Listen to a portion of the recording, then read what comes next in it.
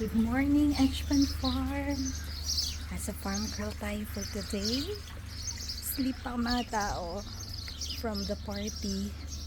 So itutur ko kayo sa kanilang resort or farm. Yan, may kiddie pool. Sa other side doon yung big pool. So ayan, may dates. May mga konting hinog at matamis. May nakuha ko dito kanina, isang matamis. Yan. So, maraming parking area dito.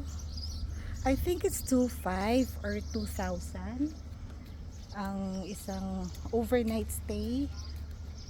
Check nyo na lang sa link na ilalagay ko sa Edgeman Farm IG. And that one, yan yung Majlis. So, may mga natulog din doon. And ito yung ATV area nila, additional bayad. I think 70 per hour, I'm not sure, 60 per hour. Yun, pwede mag-volleyball. So pag may event, pwede din dito yung o ganap. Yan, reception or gathering area. Ayan, dito din, maganda din. Another area ng wedding, events. Lagyan lang ng decors. And this is the playground ng kids. It's 7:30 AM and medyo maginit na. Uy, ayun, ang daming bunga ng dates. See? Yan. Ayan yung kitchen. And toilet sa tabi. Na rin outdoor toilet. And kids playground. But the kids are still sleeping kasi nagpuyat din sila.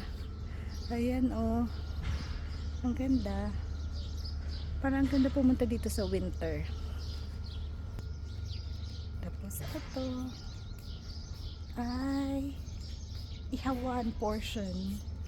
Yan, ihaw-ihaw pwede dyan. And ito parang may mini stage din. So kung may wedding, ito yung aisle mo. Yan, papunta doon. Back. Tapos ito ay bonfire area. Pwede din mag-grill.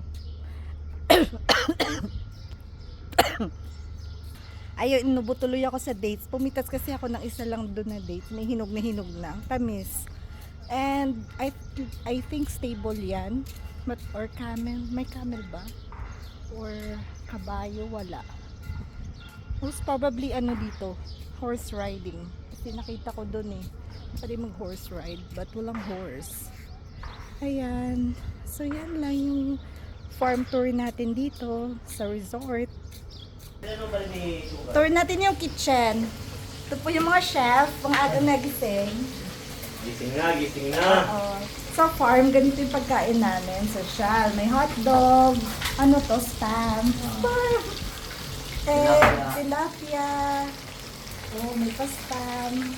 Maling pala. Uy, Lapu-lapu. ayan, lapu-lapu. Wow. Ang gagawin dyan, tilapia pa ulit. Sasabaw natin. Sasabaw. Magsasaing na ako. May isa pa doon. Ayan. Ganito sa farm.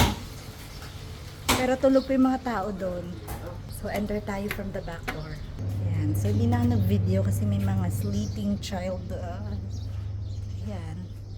So, etong farm na to ay exclusive rent namin.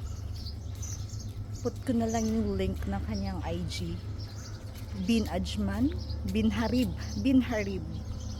something like that. So this is just in Alraba area. Ayan, dates. So you can enjoy, kids will enjoy, may kiddie pool. Ayan, pwede kayong mag music kasi walang neighbors na magagalit dito.